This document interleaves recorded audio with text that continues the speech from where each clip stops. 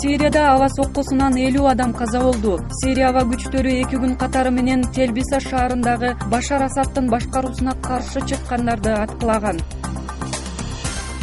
Дүйнөдө балдар өлүмү курч маселе бойдон калып жатканы боюнча ЮНИСЕФ коңгуроо кагууда. Жылына 6 миллиондон ашуун бала 5 жашка жетпей чарчап калат. Бул күнүнө 17 000 бала көз жумат дегендикке барабар.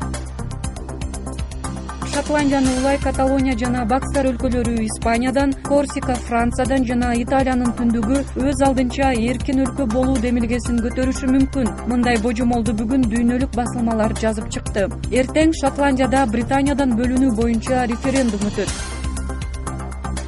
Европа биримдиги менен Украина ортосундагы ассоциациялык макулдашууну Европарламент жана Украина парламенти ратификациялады. Бирок макулдашуунун бир бөлүгү болгон эркин соода келишимин ишке ашыруу 2015 жылга жылдырылды.